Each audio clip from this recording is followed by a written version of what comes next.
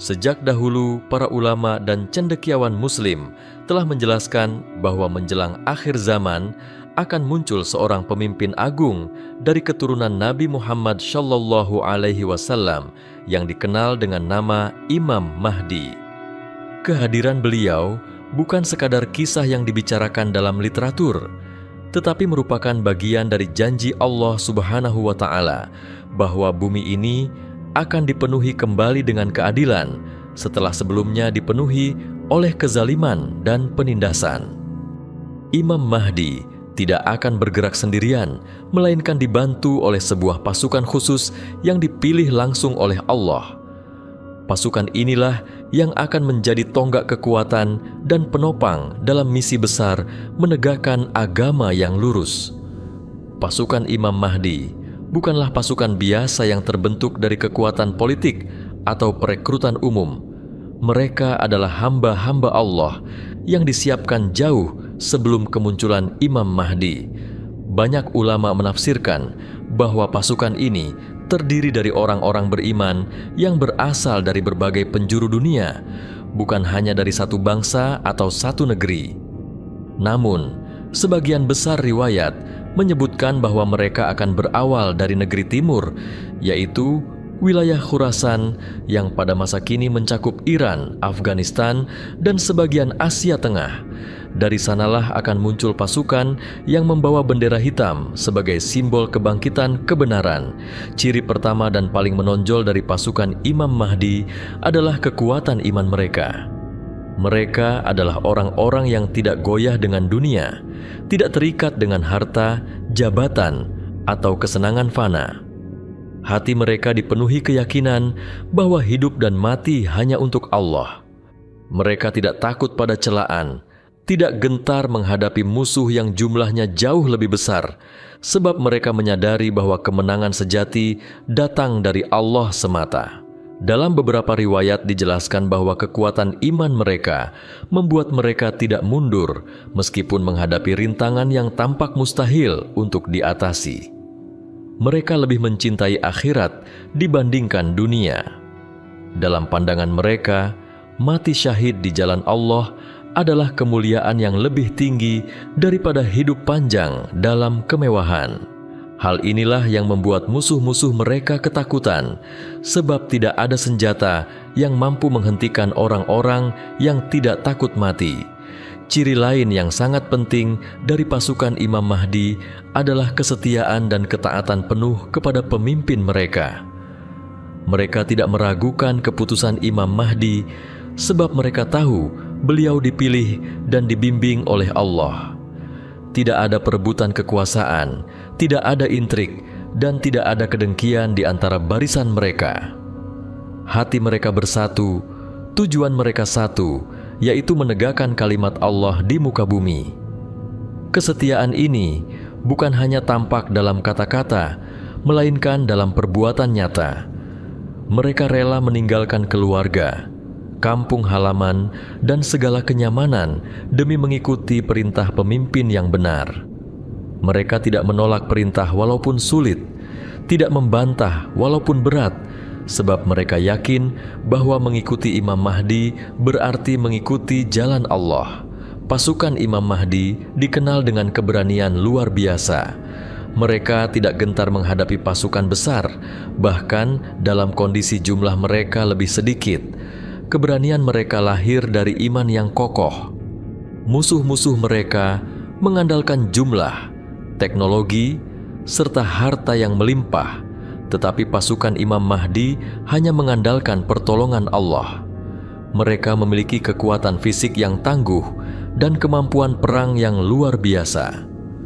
Mereka dilatih dengan disiplin, mampu bertahan dalam keadaan lapar, haus, dan sulit, serta tidak mudah menyerah.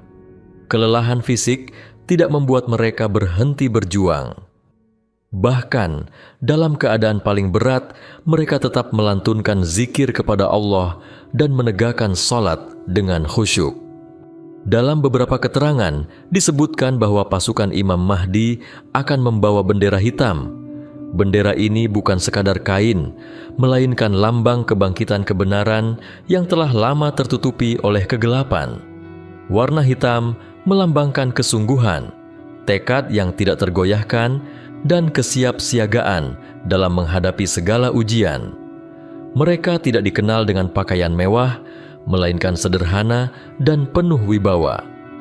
Wajah mereka bercahaya dengan nur iman. Dari penampilan luar, memang tidak ada tanda-tanda khusus yang berlebihan, tetapi siapapun yang melihat mereka akan merasakan keteguhan, keberanian, serta karisma yang sulit dilawan. Pasukan Imam Mahdi bukan pasukan yang bergerak tanpa arah. Mereka memiliki strategi yang matang dan disiplin yang tinggi. Mereka memahami medan pertempuran, tahu kapan harus menyerang, kapan harus bertahan, serta kapan harus mundur untuk menyusun kekuatan baru. Semua itu dipimpin oleh Imam Mahdi yang mendapatkan bimbingan ilahi. Kedisiplinan ini membuat mereka sulit dikalahkan.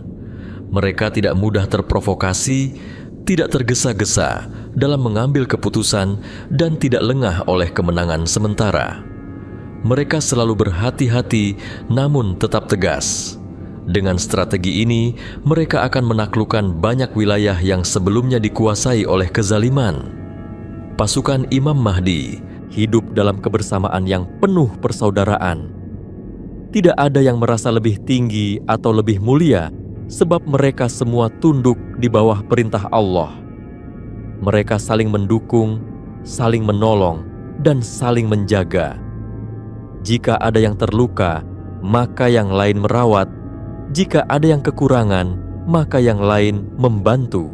Kebersamaan ini bukan hanya dalam pertempuran, tetapi juga dalam kehidupan sehari-hari.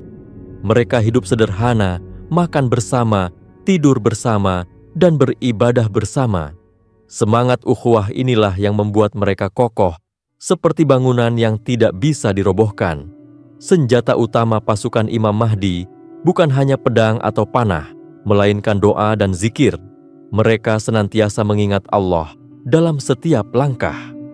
Sebelum berperang, mereka bersujud, berdoa, dan meminta pertolongan. Di tengah pertempuran pun, lidah mereka tidak henti-henti melafalkan takbir dan doa. Dengan doa dan zikir inilah Allah memberikan pertolongan yang tidak pernah terduga. Musuh-musuh mereka akan merasa gentar, ketakutan, bahkan kalah, meskipun jumlahnya lebih banyak. Pertolongan Allah turun karena hati mereka bersih dan hanya berharap kepada Sang Pencipta. Pasukan Imam Mahdi akan berperan besar dalam mengubah arah sejarah dunia. Mereka akan melawan kezaliman global, menghadapi penguasa yang zalim, dan membersihkan bumi dari ketidakadilan. Bersama Imam Mahdi, mereka akan berperang di banyak tempat, hingga akhirnya bergabung dengan Nabi Isa alaihissalam untuk menghadapi Dajjal. Inilah titik puncak perjuangan mereka. Tidak semua dari mereka akan hidup hingga akhir, tetapi darah mereka akan menjadi saksi bahwa mereka pernah berjuang di jalan Allah. Bagi mereka tidak ada kekalahan, sebab mati di jalan Allah adalah kemenangan yang sesungguhnya. Pasukan Imam Mahdi adalah pasukan istimewa yang dipilih langsung oleh Allah untuk mendampingi pemimpin akhir zaman. Ciri-ciri mereka adalah iman yang kokoh, keberanian yang luar biasa, kesetiaan penuh, kedisiplinan tinggi, persaudaraan sejati, serta doa yang tidak pernah putus. Mereka bukan hanya pasukan perang, tetapi juga pasukan iman yang akan mengembalikan kejayaan umat Islam di muka bumi. Keberadaan pasukan ini menjadi pelajaran bagi umat Islam saat ini bahwa kemenangan tidak akan pernah datang dari jumlah yang besar atau kekuatan materi semata, melainkan dari iman yang benar, persatuan, dan pertolongan Allah. Setiap Muslim yang merindukan kemenangan Islam hendaknya meneladani semangat dan ciri-ciri pasukan Imam Mahdi, agar ketika saatnya tiba, ia termasuk dalam barisan yang mendapat kemuliaan itu. Salah satu pertanyaan yang sering muncul dalam kajian akhir zaman adalah mengenai jumlah pasukan yang akan menyertai Imam Mahdi. Meskipun tidak semua riwayat menyebutkan angka secara pasti, tetapi sebagian hadis dan penjelasan ulama memberikan gambaran tentang berapa banyak jumlah mereka. Dalam beberapa hadis disebutkan bahwa pasukan Imam Mahdi akan muncul dari arah timur, yaitu wilayah Khurasan. Mereka membawa bendera berwarna hitam dan jumlahnya sangat besar. Nabi Muhammad SAW bersabda bahwa ketika pasukan bendera hitam keluar dari wilayah Khurasan, maka tidak ada satu kekuatan pun yang dapat menghalangi mereka hingga akhirnya bendera itu ditancapkan di Baitul Maqdis. Sebagian ulama menafsirkan bahwa jumlah pasukan ini sangat banyak, mungkin mencapai ratusan ribu orang. Ada riwayat yang menyebutkan bahwa jumlah awal pasukan Imam Mahdi adalah sekitar 12.000 orang yang terdiri dari orang-orang pilihan yang memiliki hati sekuat besi. 12.000 orang ini menjadi pasukan inti yang kemudian bertambah besar seiring dengan bertambahnya dukungan kaum muslimin dari berbagai negeri. Beberapa ulama menyebutkan bahwa pada saat baiat pertama di Makkah, Imam Mahdi akan didukung oleh sekelompok kecil orang yang jumlahnya tidak banyak. Dalam hadis disebutkan, mereka berjumlah 300 lebih sedikit, hampir sama dengan jumlah pasukan kaum muslimin dalam Perang Badar. Jumlah ini menjadi isyarat bahwa Allah akan memberikan kemenangan besar kepada mereka sebagaimana kemenangan kaum muslimin di Badar, meskipun jumlah mereka sedikit. Dengan demikian, jumlah pasukan awal Imam Mahdi yang berbaiat kepadanya di Makkah adalah sekitar 313 orang. Mereka adalah orang-orang pilihan yang siap menghadapi pasukan adidaya dunia. Riwayat menyebutkan bahwa jumlah pasukan musuh Imam Mahdi jauh lebih besar, bahkan bisa mencapai jutaan orang. Namun Allah memberikan kemenangan kepada Imam Mahdi dan pasukannya yang lebih sedikit. Hal ini mengingatkan pada kisah-kisah sebelumnya seperti Nabi Thalut dengan pasukannya yang sedikit mampu mengalahkan Jalut dengan pasukan besar, atau kaum muslimin di Badar yang hanya berjumlah 300 lebih sedikit mampu mengalahkan kaum Quraisy yang berjumlah 1.000. Jumlah pasukan yang sedikit namun penuh iman dan kesetiaan lebih kuat daripada pasukan yang besar, tetapi penuh dengan keraguan dan kezaliman. Inilah salah satu ciri khas pasukan Imam Mahdi, bahwa jumlah mereka tidak harus besar sejak awal, tetapi kekuatan imanlah yang menjadikan mereka tak terkalahkan. Pada puncak perjuangan, ketika Imam Mahdi bergabung dengan Nabi Isa alaihissalam untuk menghadapi Dajjal, jumlah pasukan kaum muslimin telah sangat besar. Mereka datang dari berbagai negeri Islam dan berkumpul di Syam, khususnya di sekitar Damaskus. Meskipun tidak ada riwayat yang menyebutkan angka pasti pada masa itu, para ulama meyakini bahwa pasukan kaum muslimin akan mencapai ratusan ribu, bahkan jutaan orang. Mereka dipimpin langsung oleh Imam Mahdi dan dibimbing oleh Nabi Isa alaihissalam. Inilah titik akhir dari perjuangan pasukan Imam Mahdi, yaitu melawan Dajjal dan membawa kemenangan Islam di seluruh dunia. Jumlah pasukan awal di Makkah sekitar 313 orang yang berbaiat kepada Imam Mahdi sesuai dengan jumlah pasukan Perang Badar. Pasukan Khurasan membawa bendera hitam dari timur dengan jumlah besar, kemungkinan puluhan ribu hingga ratusan ribu orang. Pasukan inti disebutkan dalam riwayat mencapai 12.000 orang yang memiliki hati sekuat besi. Jumlah akhir akan terus bertambah hingga ratusan ribu, bahkan jutaan orang ketika mereka bersatu melawan kekuatan global yang dipimpin oleh Dajjal. Pasukan Imam Mahdi adalah bukti nyata bahwa kemenangan tidak ditentukan oleh jumlah, melainkan oleh iman, persatuan, dan pertolongan Allah. Peperangan yang dipimpin Imam Mahdi merupakan rangkaian besar dari peristiwa akhir zaman. Beliau tidak sekadar memimpin pasukan biasa, tetapi sebuah pergerakan ilahi yang ditolong langsung oleh Allah Subhanahu wa Ta'ala. Oleh karena itu, setiap pertempuran yang mereka jalani tidak hanya didasarkan pada kekuatan fisik atau jumlah, tetapi pada iman, doa, dan pertolongan Allah. Awal peperangan pasukan Imam Mahdi dimulai setelah baiat di Makkah. ketika sekelompok orang berjumlah sekitar 313 orang berbaiat kepadanya di dekat Ka'bah, mulailah tanda-tanda besar kemunculan pemimpin akhir zaman itu. Setelah itu, musuh-musuh Islam dari kalangan penguasa zalim dan pasukan kuat akan berusaha menyerang Makkah untuk menghentikan gerakan Imam Mahdi. Namun, sebelum pasukan tersebut sampai ke Makkah, Allah menurunkan azab besar yang menenggelamkan mereka di padang pasir. Peristiwa ini menjadi pertanda bahwa Allah benar-benar melindungi Imam Mahdi. Dari sinilah peperangan demi peperangan berikutnya dimulai. Pasukan besar dari arah timur, yaitu Khurasan, datang dengan membawa bendera hitam. Mereka bergerak menuju Makkah untuk menyerahkan kepemimpinan kepada Imam Mahdi.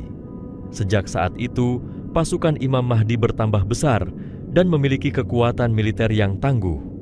Bersama pasukan ini, Imam Mahdi mulai bergerak menata strategi untuk melawan penguasa zalim. Pertempuran pertama yang besar terjadi melawan kelompok-kelompok yang ingin merebut kekuasaan, termasuk pasukan dari kalangan Arab sendiri yang menolak Imam Mahdi. Dalam peperangan ini, meskipun musuh berjumlah lebih besar, pasukan Imam Mahdi mampu meraih kemenangan. Setelah itu, Imam Mahdi akan berhadapan dengan penguasa besar yang memiliki kekuatan politik dan militer di dunia Islam. Beberapa riwayat menyebutkan bahwa beliau akan menaklukkan negeri-negeri yang dikuasai oleh pemerintahan zalim. Kota demi kota akan dikuasai hingga akhirnya wilayah Syam dan Irak berada di bawah kekuasaan Imam Mahdi. Strategi pasukan Imam Mahdi adalah strategi yang disiplin. Mereka tidak menyerang dengan tergesa-gesa, tetapi dengan perhitungan matang. Mereka menutup jalur pasokan musuh, memutus rantai logistik, serta menggunakan kekuatan iman untuk mematahkan semangat lawan. Salah satu pertempuran besar pasukan Imam Mahdi terjadi di wilayah Syam. Negeri ini sejak dahulu menjadi pusat penting dalam sejarah Islam. Banyak hadis menyebutkan bahwa Syam adalah tempat berkumpulnya pasukan Imam Mahdi menjelang akhir zaman. Di Syam akan terjadi pertempuran besar yang dikenal dengan nama Al-Malhamah Al-Kubra, yaitu peperangan besar antara kaum muslimin melawan pasukan Romawi yang bersekutu dengan bangsa-bangsa lain. Jumlah pasukan musuh sangat besar, mencapai ratusan ribu orang. Pertempuran ini menjadi salah satu pertempuran paling dahsyat dalam sejarah manusia. Dalam peperangan itu, pasukan Imam Mahdi bertahan dengan penuh keberanian. Mereka memegang teguh disiplin, berdoa, dan bertakbir. Allah memberikan kemenangan besar kepada mereka, meskipun jumlah musuh jauh lebih besar. Pertempuran ini juga membuka jalan bagi kemenangan Islam di wilayah Syam. Setelah kemenangan di Syam, pasukan Imam Mahdi akan bergerak menaklukkan kota besar, yaitu Konstantinopel. Penaklukan ini bukan dengan senjata berat, melainkan dengan doa dan takbir. Dalam riwayat disebutkan bahwa kota besar itu jatuh ke tangan pasukan Imam Mahdi ketika mereka bertakbir 3 kali. Hal ini menunjukkan bahwa kemenangan mereka benar-benar datang dari Allah, bukan dari kekuatan manusia. Penaklukan Konstantinopel menjadi simbol kebangkitan kembali kejayaan Islam. Kota itu menjadi pusat kekuatan baru bagi pasukan Imam Mahdi sebelum mereka menghadapi ujian yang lebih besar, yaitu munculnya Dajjal. Puncak dari seluruh peperangan pasukan Imam Mahdi adalah ketika mereka harus berhadapan dengan Dajjal. Dajjal adalah fitnah terbesar umat manusia. Ia datang dengan pasukan besar, membawa teknologi dan tipu daya luar biasa. Banyak manusia yang tergoda untuk mengikutinya karena melihat keajaiban palsu yang ia perlihatkan. Namun pasukan Imam Mahdi tidak goyah. Mereka tetap teguh di bawah pimpinan Imam Mahdi. Pertempuran melawan Dajjal terjadi di sekitar wilayah Syam. Ketika keadaan semakin sulit, turunlah Nabi Isa alaihissalam dari langit. Nabi Isa bergabung dengan pasukan Imam Mahdi dan mengambil alih pertempuran untuk membunuh Dajjal. Dengan turunnya Nabi Isa, pasukan Imam Mahdi semakin kuat. Mereka menyaksikan dengan mata kepala sendiri bagaimana Nabi Isa mengejar Dajjal hingga akhirnya membunuhnya di dekat pintu kota Lod di Palestina.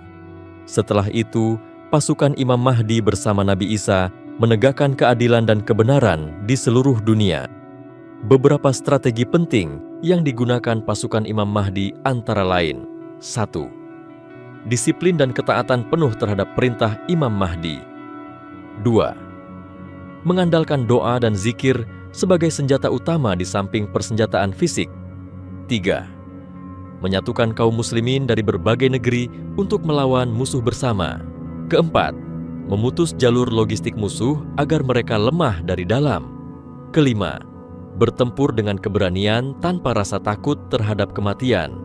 Strategi ini menjadikan pasukan Imam Mahdi sulit dikalahkan meskipun jumlah mereka lebih sedikit dibandingkan musuh.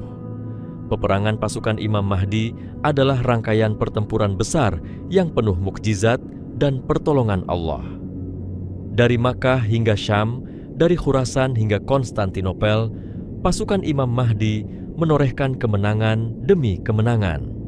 Namun puncak dari seluruh perjuangan mereka adalah melawan Dajjal bersama Nabi Isa alaihissalam. Peperangan ini bukan sekadar pertempuran fisik, tetapi juga ujian iman terbesar umat manusia. Pasukan Imam Mahdi menunjukkan kepada dunia bahwa kemenangan sejati hanya akan diraih oleh orang-orang yang beriman, sabar, setia, dan selalu mengandalkan pertolongan Allah. Ketika fitnah Dajjal mencapai puncaknya, dunia berada dalam kekacauan besar. Dajjal menebarkan tipu daya dengan mengaku sebagai Tuhan, memperlihatkan keajaiban palsu, dan menundukkan banyak manusia dengan kekuatan sihir serta teknologi yang Allah izinkan sebagai ujian.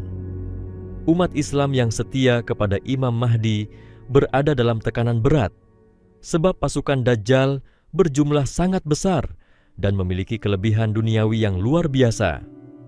Dalam keadaan genting, itulah Allah menurunkan Nabi Isa alaihissalam. Dalam hadis sahih, riwayat Imam Muslim, disebutkan bahwa Nabi Isa turun di Menara Putih sebelah timur kota Damaskus. Dengan mengenakan pakaian berwarna kuning pucat, kedua tangannya diletakkan di atas sayap malaikat. Dari langit tampak air menetes dari kepalanya, dan jika beliau menundukkan kepala, maka meneteslah air. Sementara jika beliau mengangkat kepala, tampak cahaya berkilauan seperti mutiara. Turunnya Nabi Isa bukan hanya sebagai penegas kebenaran, tetapi juga sebagai bentuk bantuan langsung dari Allah untuk umat Islam. Beliau datang di waktu yang tepat ketika pasukan Imam Mahdi hampir berhadapan langsung dengan Dajjal. Setelah turun di Damaskus, Nabi Isa segera mendatangi kaum muslimin yang sedang dipimpin oleh Imam Mahdi. Dalam riwayat disebutkan bahwa kaum muslimin saat itu bersiap melaksanakan salat berjamaah. Imam Mahdi maju ke depan untuk menjadi imam, tetapi Nabi Isa alaihissalam turun dan ikut serta dalam barisan salat. Imam Mahdi hendak mempersilakan Nabi Isa menjadi imam, sebab beliau adalah seorang nabi yang mulia. Namun Nabi Isa menolak dengan berkata bahwa kepemimpinan salat diberikan kepada Imam Mahdi sebagai penghormatan bagi umat Nabi Muhammad Shallallahu Alaihi Wasallam. Nabi Isa kemudian salat di belakang Imam Mahdi.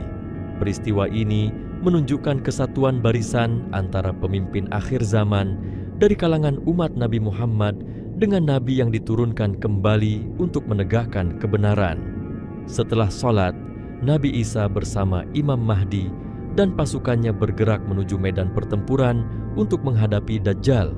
Pasukan muslimin dipenuhi semangat luar biasa sebab kedatangan Nabi Isa adalah tanda kemenangan yang dijanjikan Allah. Dajjal pada saat itu sedang bergerak dengan pasukan besar, menyebarkan fitnah ke seluruh penjuru. Ia mampu membuat hujan turun, menghidupkan kembali tanaman, dan membawa apa yang tampak seperti surga dan neraka, padahal semuanya hanyalah tipuan. Banyak manusia tertipu dan bergabung dengannya. Namun, pasukan Imam Mahdi tetap teguh, terlebih setelah mendapat kekuatan dari kehadiran Nabi Isa. ketika pasukan muslimin dan pasukan Dajjal berhadapan, Allah menurunkan rasa gentar ke dalam hati para pengikut Dajjal. Mereka yang sebelumnya sangat percaya diri, tiba-tiba diliputi ketakutan. Sementara itu, Nabi Isa maju ke depan untuk menghadapi Dajjal secara langsung. Dalam hadis disebutkan bahwa begitu Dajjal melihat Nabi Isa, ia menjadi sangat ketakutan. Seluruh kekuatannya hilang, dan ia berusaha melarikan diri. Nabi Isa mengejar Dajjal hingga akhirnya dapat menangkapnya di sebuah tempat bernama Bab Lud atau Gerbang Lod di Palestina. Dengan tangan beliau sendiri, Nabi Isa membunuh Dajjal dan menunjukkan kepada manusia bahwa yang selama ini mereka ikuti hanyalah penipu. Dengan terbunuhnya Dajjal, pasukan Imam Mahdi bersama Nabi Isa meraih kemenangan besar. Seluruh pengikut Dajjal tercerai-berai dan tidak lagi memiliki kekuatan. Dunia yang sebelumnya dipenuhi fitnah dan kegelapan kini mulai kembali terang dengan cahaya kebenaran. Nabi Isa kemudian memimpin bersama Imam Mahdi dalam membersihkan bumi dari kezaliman. Segala simbol kesesatan dihancurkan, salib-salib yang diagungkan dihancurkan, babi-babi yang dilarang disembelih, dan jizyah dihapus karena seluruh manusia diwajibkan menerima kebenaran Islam. Tidak ada lagi agama selain Islam yang tegak di muka bumi. Setelah kemenangan itu, pasukan Imam Mahdi tidak berhenti. Mereka masih berperan sebagai penjaga kebenaran bersama Nabi Isa. Umat manusia memasuki masa keemasan, di mana keadilan ditegakkan, bumi dipenuhi keberkahan, dan tidak ada lagi peperangan besar. Hanya ada kedamaian dan kesejahteraan. Pasukan yang dahulu berjuang dengan penuh penderitaan, kini melihat hasil jerih payah mereka. Mereka menyaksikan dunia yang dipenuhi keadilan, sebuah dunia yang dijanjikan Allah bagi orang-orang yang beriman. Bantuan Nabi Isa alaihissalam kepada Imam Mahdi adalah puncak dari seluruh rangkaian peperangan akhir zaman. Nabi Isa turun ke bumi dalam keadaan genting, bersatu dengan Imam Mahdi, dan bersama pasukan muslimin menghadapi Dajjal. Dengan izin Allah, Nabi Isa berhasil membunuh Dajjal di Gerbang Lod, Palestina. Peristiwa ini menjadi tanda berakhirnya fitnah terbesar dalam sejarah manusia. Setelah itu, dunia memasuki masa kejayaan Islam yang penuh keadilan dan kedamaian. Pasukan Imam Mahdi tetap menjadi tonggak utama, sementara Nabi Isa melanjutkan kepemimpinan untuk membawa umat manusia kepada jalan kebenaran hingga akhir hayatnya. Setelah Nabi Isa alaihissalam berhasil membunuh Dajjal di Gerbang Lod, Palestina, maka berakhirlah fitnah terbesar umat manusia. Pasukan Dajjal yang sebelumnya begitu kuat tercerai-berai. Tidak ada lagi kekuatan besar yang mampu menghalangi berdirinya kebenaran. Dunia yang sempat tenggelam dalam kegelapan tipu daya kini disinari kembali oleh cahaya iman. Bagi pasukan Imam Mahdi, kemenangan ini merupakan buah dari kesetiaan, iman, dan keberanian mereka dalam menghadapi rintangan yang tampak mustahil. Mereka yang sejak awal berjuang dengan penuh penderitaan, akhirnya menyaksikan hasil jerih payah mereka. Tidak ada lagi peperangan besar setelah itu, karena semua simbol kezaliman telah dihancurkan. Sejak saat itu, kepemimpinan berada di bawah Nabi Isa alaihissalam. Beliau melanjutkan kepemimpinan dunia Islam yang sebelumnya dipimpin Imam Mahdi. Imam Mahdi masih hidup pada masa itu dan menjadi pemimpin umat, namun Nabi Isa berada di atas sebagai Nabi Allah yang datang kembali ke bumi untuk menegakkan kebenaran. Dalam masa ini, pasukan Imam Mahdi tetap berperan sebagai penjaga keadilan dan pengawal umat. Mereka menjaga keamanan, mengawasi perbatasan, dan memastikan tidak ada lagi kebangkitan fitnah baru. Dunia memasuki masa keemasan yang belum pernah dirasakan sejak dahulu. Nabi Isa alaihissalam dan pasukan Imam Mahdi kemudian melakukan pembersihan terhadap semua simbol kesyirikan.